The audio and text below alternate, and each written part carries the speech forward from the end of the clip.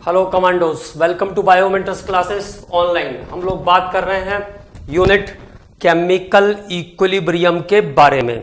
और अभी तक केमिकल इक्विलिब्रियम में क्या क्या टॉपिक्स हमने कवर कर लिए हैं। तो फाइनली हमने law of mass action cover कर लिया था और केपी और केसी में क्या रिलेशन होता है उसके बारे में बात कर लिया था। तो चलिए एक बार फिर से रिवाइज कर लेते हैं क्या क्या चीजें किया है उनको। तो फर्स्ट ऑफ ऑल हमने शुरू किया इरिवर्सिबल और रिवर्सिबल रिएक्शन से। जो रिएक्शन जिसमें रिएक्टेंट सीधे प्रोडक्ट में कन्वर्ट हो जाता है वो रिएक्शंस हैं इरिवर्सिबल रिएक्शन, जो एक डेफिनेट टाइम में खत्म होती है और जिसमें हम रेट का डिटर्मिनेशन भी कर पाते हैं, वो इरिवर्सिबल रिएक्शन है। और इसमें रिएक्टेंट के प्रोडक्ट में कन्वर्ट होने का कोई चांस नहीं होता है। ठीक है, इसके बाद बारी आई रिवर्सिबल रिएक्शन की। तो वो रिएक्शंस जो दोनों डायरेक्शंस में चलती है, in which reactants are converted into product and products are converted into reactant, is called reversible reaction. और रिवर्सिबल रिएक्शंस इनफाइनाइट टाइम लेती है खत्म होने में, कभी भी मतलब खत्म नहीं होती है। ठीक है, और रिवर्सिबल रिएक्शन में फिर दो टाइप है, होमोजेनियस और हेट्रोजेनियस, जिसमें रिएक्टेंट और प्रोडक्ट दोनों का फिजिकल स्टेट सेम होता है वो होमोजेनियस रिएक्शन, और जिसमें रिएक्टेंट और प्रोडक्ट का फिजिकल स्टेट डिफर करता है वो हेट्रोजेनियस रिवर्सिबल रिएक्शन। जैसे कैल्शियम कार्बोनेट का ब्रेकिंग जो है वो हेट्रोजेनियस रिवर्सिबल रिएक्शन है। आयरन को स्टीम के साथ हीट करना हेट्रोजेनियस रिवर्सिबल रिएक्शन का एग्जाम्पल है। तो इन टॉपिक्स पर हमने बात किया। उसके बाद बात किया हमने एक्टिव मास के बारे में।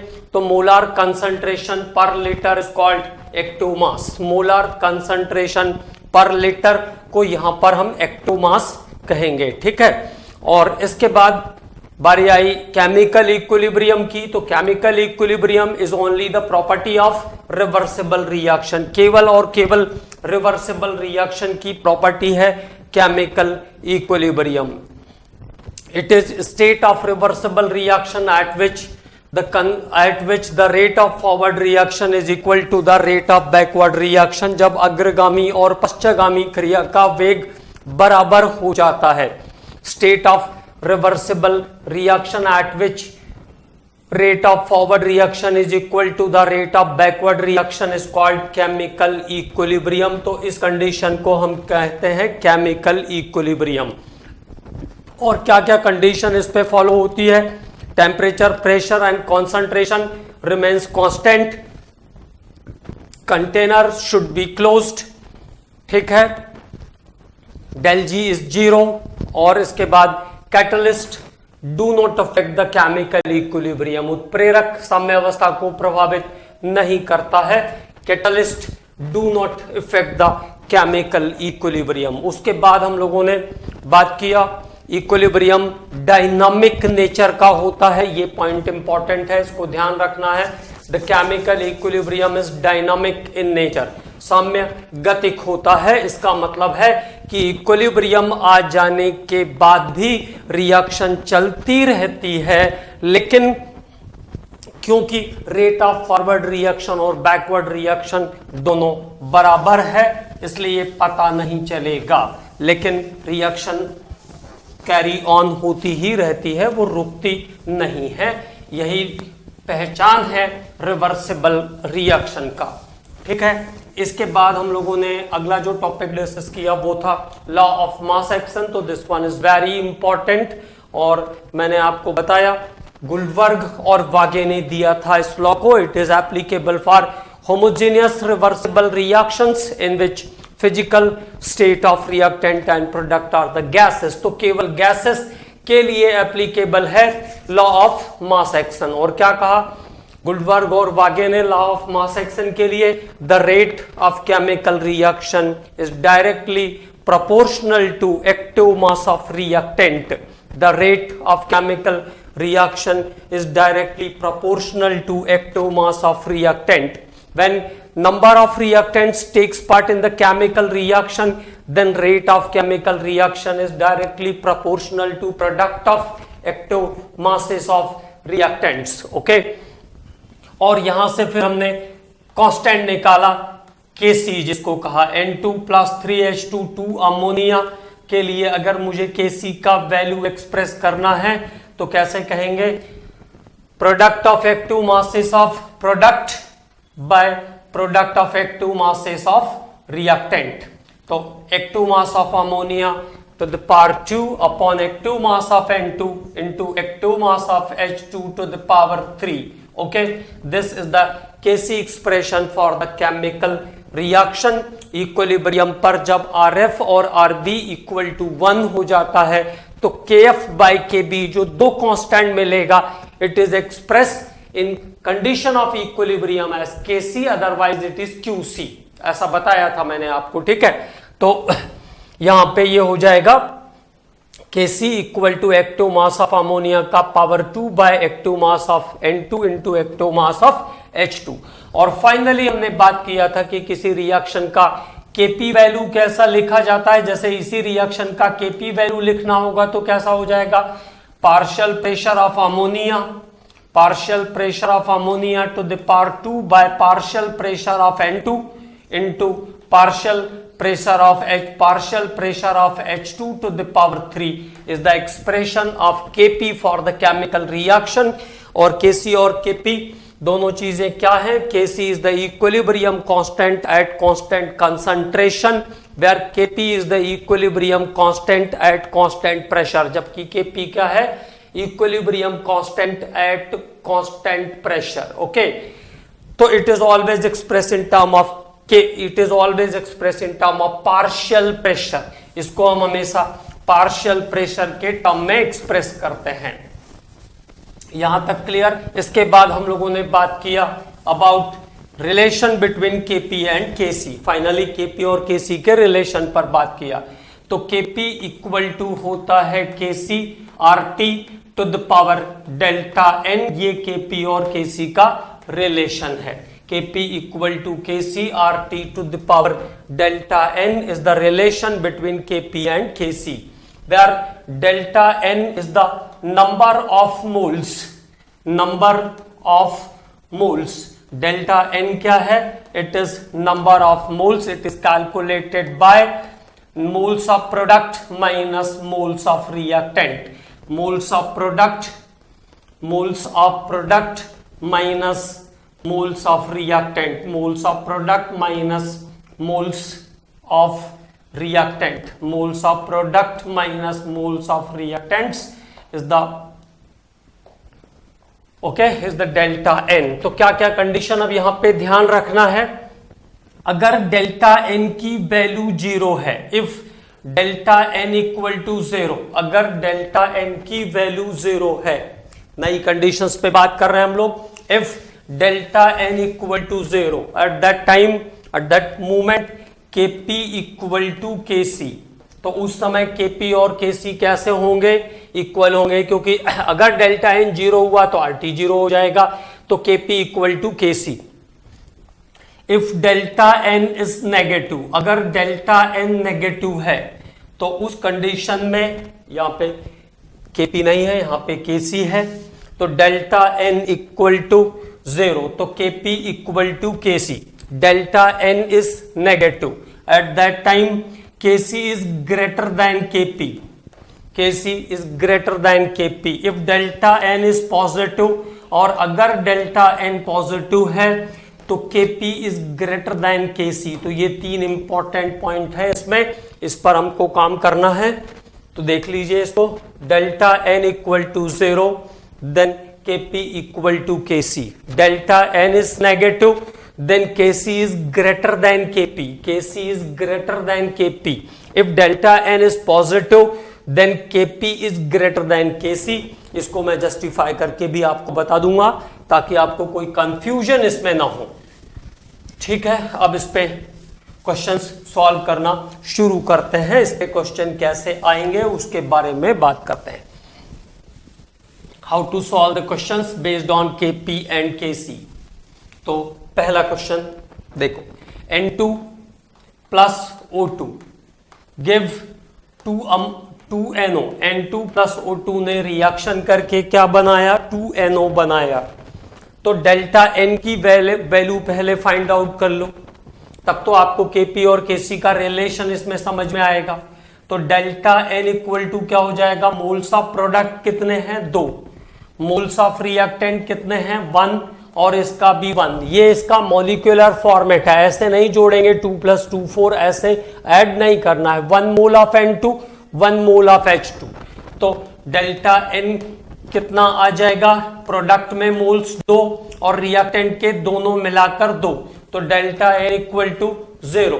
तो at that time Kp equal to Kc, तब क्या आ जाएगा, Kp इक्वल टू Kc आ जाएगा। ओके, तो if delta N is 0 then Kp equal to Kc। अगर डेल्टा N की वैल्यू 0 है तो Kp इक्वल टू क्या हो जाएगा, Kc हो जाएगा। क्लियर। अब एक और रिएक्शन करते हैं, H2 plus I2 H2 plus I2 2HI। Okay, तो डेल्टा N की value, how to calculate, moles of product minus moles of reactant. तो here in product 2 moles are there, product में 2 मोल है, एक H2 एक I2, तो टोटल हो गया 2। तो delta N equal to 0, again Kp equal to Kc। तो वो सभी केमिकल रिएक्शंस जिसमें डेल्टा N की वैल्यू 0 होगी उनमें Kp और Kc दोनों बराबर होंगे, that time Kp equal to Kc। तो जब भी डेल्टा N की वैल्यू 0 तो Kp इक्वल टू Kc। अगर मान लो कभी इसको न्यूमेरिकल फॉर्मेट में डाल दिया, एक यहां पर मैं आपको तरीका बता देता हूं। जैसे मान लीजिए कभी कहा reaction H2 plus I2 2HI, reaction H2 plus I2 2HI के लिए, reaction H2 plus I2 2HI, reaction H2 plus I2 2HI के लिए Kp equal to 49, Kp equal to कुछ दिया है 49, Kp इक्वल टू 49। तो for this reaction H2 plus I2 2HI Kp equal to 49, तो Kc की वैल्यू क्या होगी, what is value of Kc, what is the value of Kc। तो इस रिएक्शन के लिए Kc का वैल्यू क्या होगा, what is the value of Kc for this reaction. तो that time delta N is 2 - 2, तो डेल्टा N कितना है, 0। तो Kp इक्वल टू Kc। तो अगर Kp 49 है तो Kc भी कितना हो जाएगा, 49 हो जाएगा। तो if Kp is 49 then Kc is also 49 for this reaction. Okay, तो न्यूमेरिकली भी अगर चेंज करेंगे तो आप आराम से इसको ध्यान रख सकते हो फॉर दिस फॉर्मेट। ओके, अब बात करते हैं नेक्स्ट फॉर्मेट पर। तो how to use the another formats here. केवल इसमें आपको करेक्टली डेल्टा N कैलकुलेट करना है। If delta N is correctly calculated then question is always right. Okay, तो अब देखते हैं second example, 2SO2 plus O2 2SO3, relation between Kp and Kc। इस रिएक्शन में Kp और Kc का क्या रिलेशन आएगा, relation between Kp and Kc। ठीक है, तो how to find out, delta N पर चलते हैं पहले। तो how to calculate delta N, product में मोल्स कितने हैं, 2, और रिएक्टेंट में मोल्स कितने हैं, 2 and 1 3। तो here delta N equal to -1, delta N की वैल्यू यहां पे कितनी आ जाएगी, -1 आ जाएगी। Okay, formula is what, Kp equal to Kc RT to the power, delta N कितना है, -1। तो इसको और कैसे लिख सकता हूं मैं, how to write, Kp equal to Kc by RT, Kp equal to Kc by RT। It means the product of Kp and RT, Kp और RT का प्रोडक्ट, Kp और RT का प्रोडक्ट किसके बराबर है, केसी के बराबर है। Product of KP and RT दोनों क्रॉस मल्टीपल में है ना, तो केपी और आरटी का प्रोडक्ट किसके इक्वल है? केसी के इक्वल है। तो अकेला केपी कैसा होगा? Now the Kp is less than alone Kp is less than Kc, तो आंसर आ जाएगा that time Kc is greater than Kp. बस ये बात अच्छे से समझना है, कैसे निकालते, कंफ्यूजन नहीं होना चाहिए, इसमें कंफ्यूजन बहुत जल्दी हो जाता है। ठीक है, तो इन दोनों का प्रोडक्ट करने पर इसके इक्वल है, तो अकेला ये इस समय कैसा है? उससे छोटा है, तो Kc is greater than Kp. तो जब डेल्टा एन की वैल्यू नेगेटिव होगी at that time Kc is greater than Kp. तो this is the expression of this method. और अगर न्यूमेरिकल भी है तो आप यहां पे ये फॉर्मेट यूज करके सॉल्व कर सकते हो, या simply Kp equal to Kc by RT से सॉल्व कर लो, वो ज्यादा इजी रहेगा।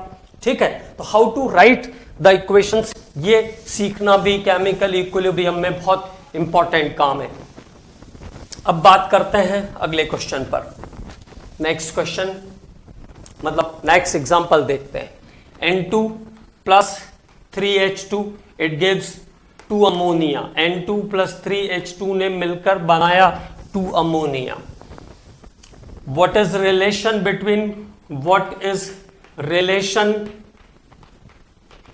between Kp and Kc? तो इनके Kp और Kc का रिलेशन क्या होगा? What is the relation between Kp and Kc? तो first of all find the delta N. तो delta N equal to what? Np minus Nr, moles of product minus moles of reactant. 3 and 1 4 moles are there in the reactant. Okay, so delta n is here -2 and the format is Kp equal to Kc, Rt to the power delta n is -2 now.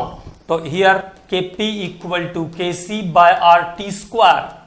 Okay, it means Kp और Rt के square का product, इसका मतलब ये आया कि Kp और Rt square का प्रोडक्ट Kc के इक्वल है।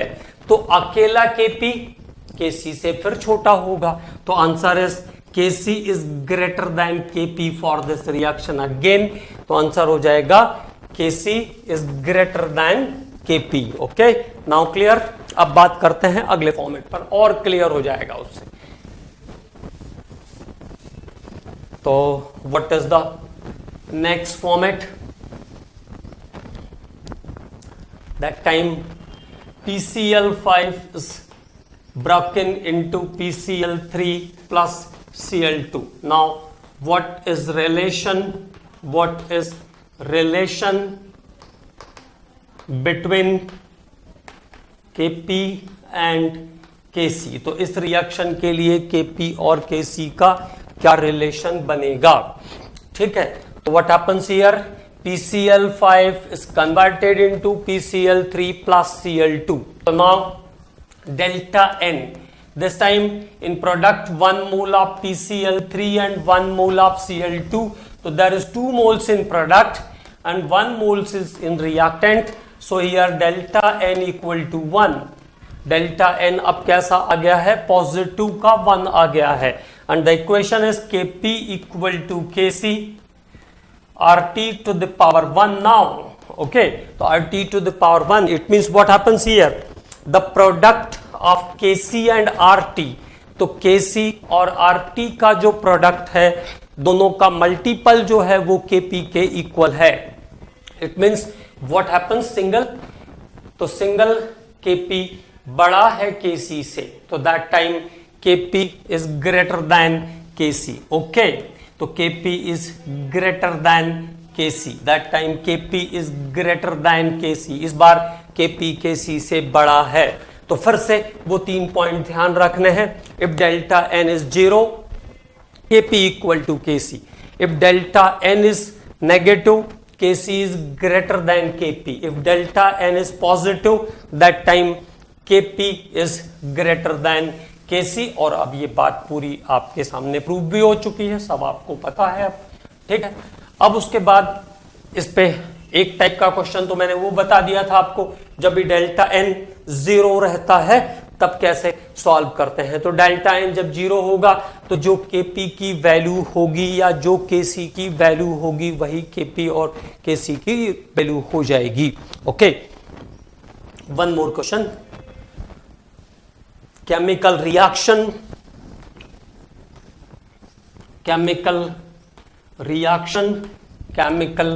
Reaction PCl5 is converted into PCl3 plus Cl2। PCl5 का कन्वर्जन है PCl3 into Cl2 में।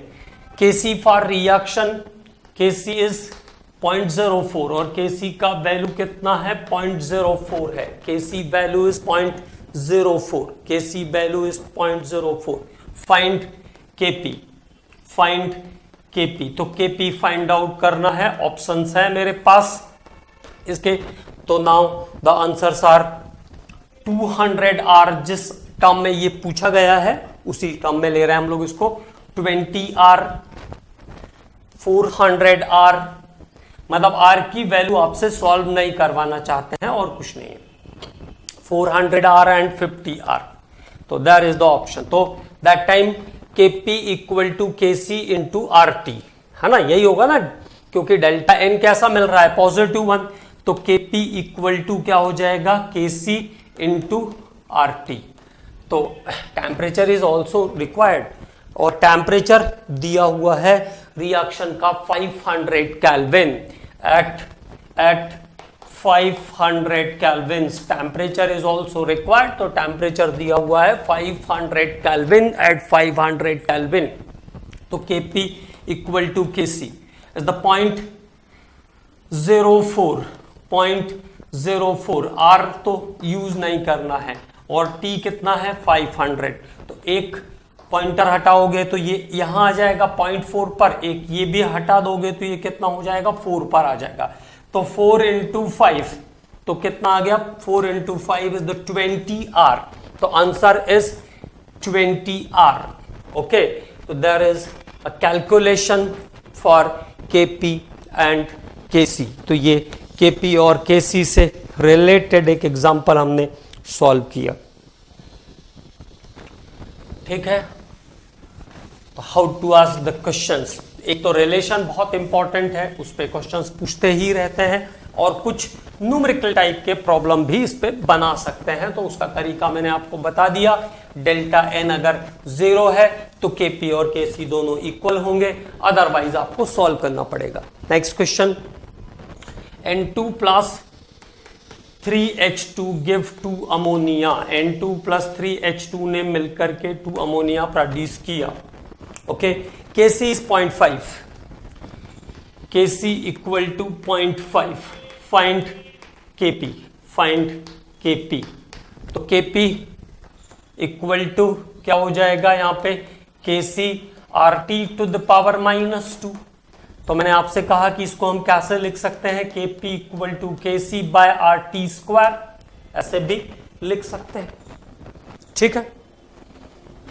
तो RT स्क्वायर, अब Kc कितना है, Kc इज देयर 0.5,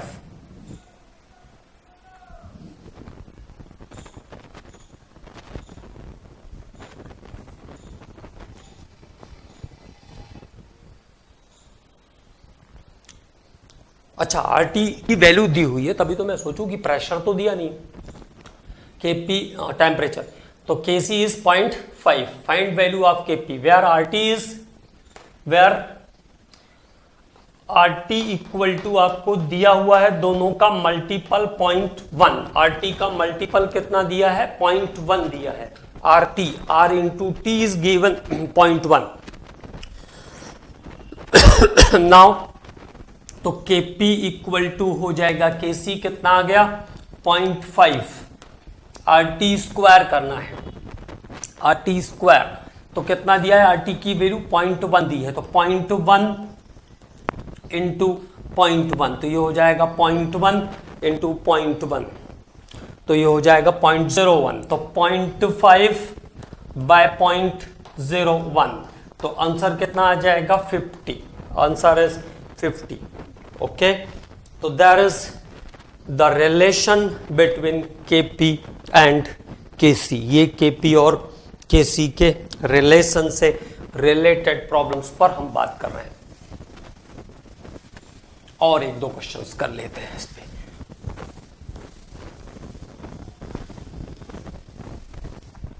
अगला क्वेश्चन देखते हैं। What is the next question?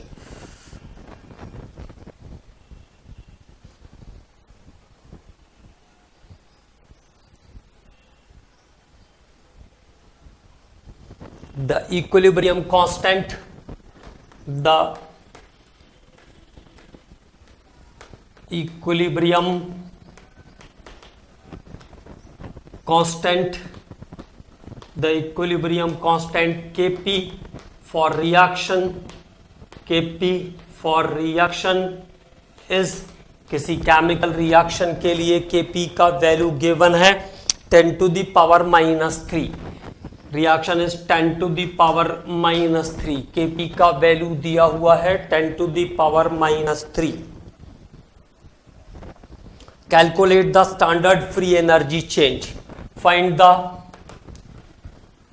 Standard free energy change. Find the standard free energy change मतलब क्या निकालना है? डेल जी स्टैंडर्ड, क्योंकि डेल्टा जी तो जीरो हो जाता है, लेकिन डेल्टा जी स्टैंडर्ड और डेल्टा ई स्टैंडर्ड जीरो नहीं होते हैं। ठीक है, तो डेल्टा जी स्टैंडर्ड कैलकुलेट करना है। This is free energy change at 27 degree centigrade. Reaction का टेम्परेचर दिया हुआ है 27 degree centigrade. Using R equal to 2 calories per mole. R equal to 2 calories per kelvin. 2 calories per kelvin. Okay, ये R की value है। तो del जी निकालने का फॉर्मूला हो जाएगा -2.303 RT log Kp. Here the formula for del G is 2.303 RT log Kp, and as same as formula is 2.303 minus 2.303 RT log Kc. तो 2.303 RT log Kc भी इक्विलिब्रियम कांस्टेंट निकालने का फॉर्मूला है। ठीक है, अब ये फॉर्मूला हो गया। तो del G equal to -2.303 R की वैल्यू आपको फिक्स कर दिया था 2 कैलोरीज, तो ये हो गया 2.303 R। T कितना है 27, तो कितना हो जाएगा 300 log Kp। तो Kp का वैल्यू कितना दिया है -3, तो log 10 to the power -3 कितना आ जाएगा? -3 ही आ जाएगा। log 10 to the power -3 कितना आ जाएगा? -3 आ जाएगा। log 10 to the power -3 equal to होता है -3। तो -2.303 इंटू 2 इंटू 300 इंटू -3, तो 6 9 और 27 कितना हो गया? 6 12 37 45 40 45 के बीच में कहीं आंसर आना चाहिए, है ना? तो ये आ जाएगा, और आंसर्स जो है वो किलो कैलोरीज में है। तो आंसर आ जाएगा आपका 4154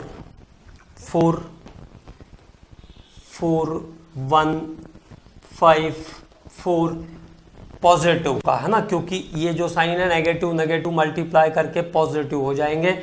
1000 से और डिवाइड कर देंगे तो ये हो जाएगा 4.15 किलो कैलोरीज। तो डेल जी की वैल्यू आ जाएगी 4.15। ये आ रहा है आपका कैलोरीज में, तो ये वैल्यू आ जाएगी किलो कैलोरीज में। 4.15 kilo calories is the value of del G here. तो डेल जी का वैल्यू आ जाएगा this one. Okay,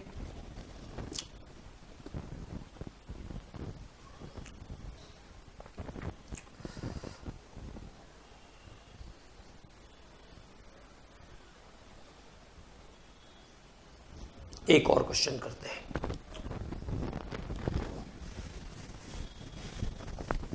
one more question.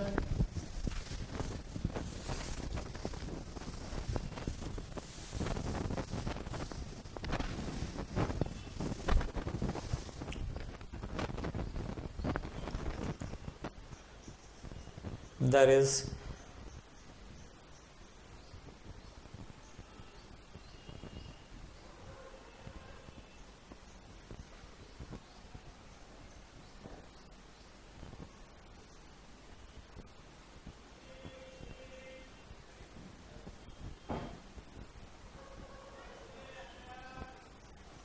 the next question.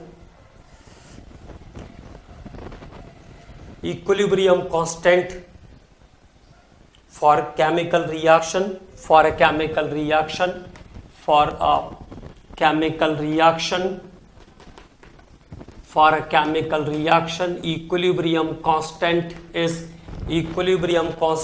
1.7 into 10 to the power 7, 1.7 into 10 to the power 7. Equilibrium constant is 10 to the power 1.7 into 10 to the power 7 at 25 degrees centigrade. Find free energy change. Find standard free energy change. Standard free energy change. Standard free energy change find out करना है. It means del G standard निकालना है. तो del G standard का formula हो जाएगा minus 2.303 RT log K. RT log K.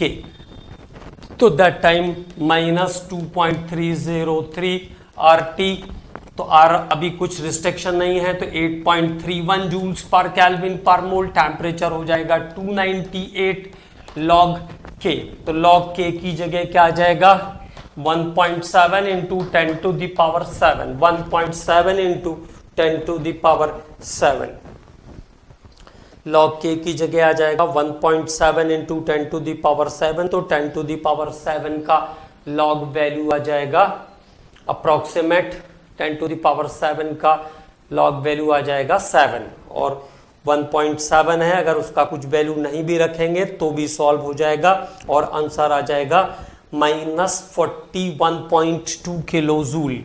Del G standard equal to minus 41.2 kilo joule. मतलब ये डाटा आ जाएगा जूल्स में. 1000 से फिर डिवाइड कर देंगे तो आपको आंसर मिल जाएगा. 1000 से डिवाइड करने पर आपको आंसर मिल जाएगा 41.2 kilo joule. 41.2 kilojoule is the final answer here. Okay, अब बात करते हैं थोड़ा सा और एक्सप्रेशन पर. अभी बात करते हैं न्यूमेरिकल्स पर. एक साथ बहुत सारा बात इस टॉपिक में, बहुत सारे क्वेश्चंस हम लोगों को सॉल्व करने पड़ेंगे. So many questions are there in the unit.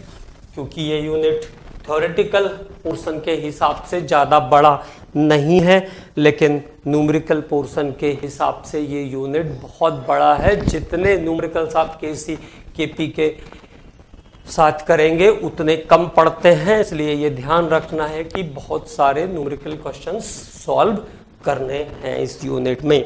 अब Kc and Kp for heterogeneous system. Kc and Kp for heterogeneous system. तो केवल एक बात ध्यान रखना है, it is only for gases. केवल किसके लिए एप्लीकेबल है? गैसेस के लिए एप्लीकेबल होता है. Only for gases. तो जो रिएक्टेंट या प्रोडक्ट गैसियस स्टेट में होगा उसका केपी और केसी का वैल्यू आप रख पाओगे. उसके लिए आप केपी और केसी कैलकुलेट कर पाओगे. तो जैसे एक रिएक्शन लिखता हूं मैं, इसका केपी और केसी आपको लिखना है. NaHCO3 example 1. NaHCO3 sodium hydrogen carbonate या सोडियम बाइकार्बोनेट इटसेल्फ कैसा है? सॉलिड है. और ये क्या क्या बनाने वाला है? Na2CO3. तो sodium carbonate is solid. Na2CO3 plus CO2 plus water in form of vapours, मतलब गैस के फॉर्म में है। वाटर भी किस फॉर्म में है? गैस के फॉर्म में है जब रिलीज हो रहा है। तो व्हाट इज द केसी? तो केसी वैल्यू कैसे लिखोगे? देखो यहां पे कुछ है नहीं, ये तो सॉलिड है, सॉलिड के लिए लिखते नहीं है। तो केसी इक्वल टू क्या हो जाएगा? Active mass of CO2 into active mass of water. Active mass of CO2 into active mass of water gas. ये भी गैस स्टेट में है, ये भी गैस स्टेट में है, ऐसा क्वेश्चन में मेंशन्ड है। तो केपी इक्वल टू क्या हो जाएगा? Partial pressure of CO2 into partial pressure of water. Partial pressure of water, partial pressure of CO2 into partial pressure of water. तो ये इसके केसी और केपी के एक्सप्रेशन का करेक्ट तरीका है, करेक्ट मेथड है how to express the KP and KC for this particular reaction. ठीक है, तो only for gases, it is only for gases. केवल और केवल गैसेस के जो कंपोनेंट्स होंगे उसके लिए हम इसको अप्लाई करते हैं। इतनी सी बात ध्यान रखेंगे तो हेट्रोजीनियस सिस्टम में जब कभी पूछेंगे तो आप आराम से केसी और केपी लिख पाओगे। अगला क्वेश्चन देखते हैं। 3Fe प्लस 4H2O, 4H2O ये स्टीम्ड है तो गैस के फॉर्म में है। ये कैसा है? सॉलिड है। नाउ इट इज Fe3O4, तो ये कैसा है? सॉलिड है। 4H2 तो ये कैसा है? गैस स्टेट का है। अब आपको जो चीजें मेंशन की है उसके बेस पर आपको केसी और केपी का वैल्यू एक्सप्रेस करना है। तो how to express the Kc for this particular reaction? तो प्रोडक्ट में आपके पास एक कंपोनेंट है गैस स्टेट वाला, दैट इज हाइड्रोजन। तो active mass of H2 to the power 4 by active mass of H2O to the power 4, 3Fe plus 4H2O। Okay, तो active mass of H2 to the power 4 by active mass of H2O to the power 4, this is the correct expression of Kc value for this heterogeneous system. And what is the Kp for this heterogeneous system? Partial pressure of H2, partial pressure of H2, partial pressure of H2 to the power 4 by partial pressure of H2O to the power 4, partial pressure of H2O to the power 4. तो partial pressure of H2 to the power 4 divided by partial pressure of H2O to the power 4. तो for heterogeneous system the correct method to expression of Kp and Kc is based on only the gaseous component. जो component gas state में होंगे केवल उनके base पर इसको express कर सकते हैं। ये एक इंपॉर्टेंट बात ध्यान रखेंगे तो सब हो जाएगा, है ना। अब देखिए अगला एक और करते हैं। NH4SH, NH4SH। अब ये अगर डिकम्पोज करता है तो ये सॉलिड है और सॉलिड डिकम्पोज करके बनाएगा ammonia gas, ammonia gas plus H2S gas, H2S gas, H2S gas. तो how to express the Kp and Kc for this heterogeneous system?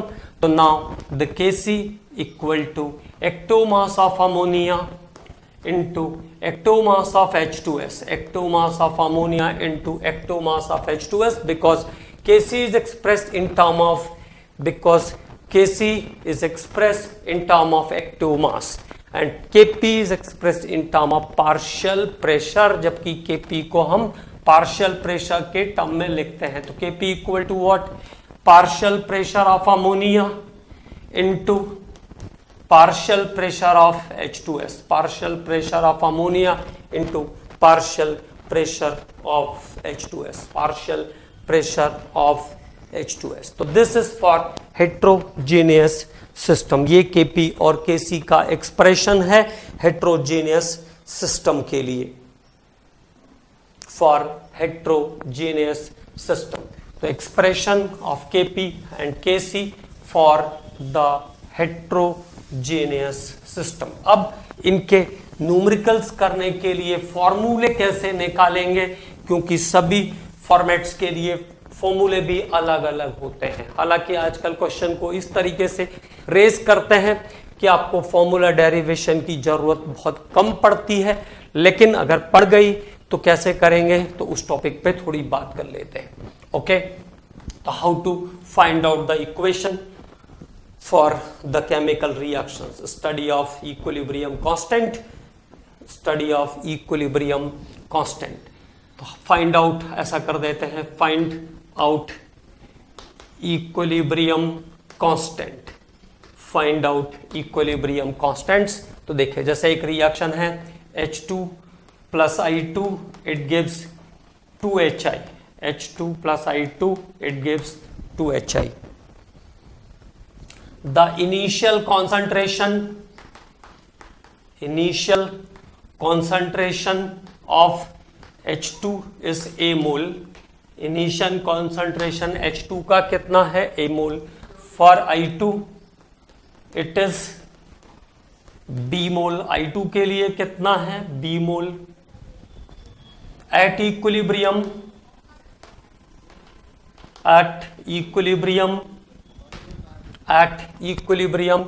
X mole HI is formed, X mole HI is formed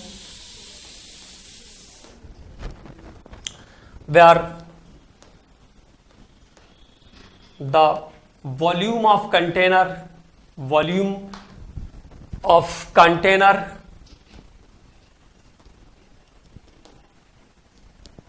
is V liter. Find Kc। तब उस condition के लिए आपको Kc find out करना है। Question मैंने केवल एक बार लिखा है, बार बार हम लोग केवल इसका सॉल्यूशन करेंगे, अरेंजमेंट करेंगे, बार बार क्वेश्चन को नहीं लिखना है, इसलिए एक बार अच्छे से देख लीजिए। कैसे कहा, A mole of H2 reacts with B mole of I2 to produce X moles of HI at chemical equilibrium. A mole of H2 react with B mole of I2 to produce X mole HI at chemical equilibrium. The volume of container is V liter. Container का volume कितना है, V litre है। तो finally Kc value find out करनी है। क्या Kc का value आएगा, इसके लिए इसको सॉल्व करना है। ठीक, तो क्वेश्चन राइटिंग, क्वेश्चन लिखने का तरीका हर बार सेम होगा, केवल और केवल हमको अरेंज करते आना चाहिए प्रॉपरली। ठीक है, तो चलिए अब शुरू करते हैं। देखो बिल्कुल सिंपल सा इक्वेशन है, H2 plus I2 it gives 2HI. Initial concentration of H2 is A, I2 is B, तो इनिशियल कॉन्सेंट्रेशन ऑफ प्रोडक्ट कितना हो जाएगा, 0 0। इनिशियल कॉन्सेंट्रेशन ऑफ प्रोडक्ट कितना रहेगा, 0 0। Initial concentration of product is 0, क्योंकि शुरू में कुछ भी प्रोडक्ट नहीं रहता है। उसने ऐसा कहा कि at equilibrium X mole of HI is form, तो इक्विलिब्रियम पर क्या बना, X मोल HI बना। How many HI is there, 2HI is there, तो 2x लिख दिया मैंने इसको।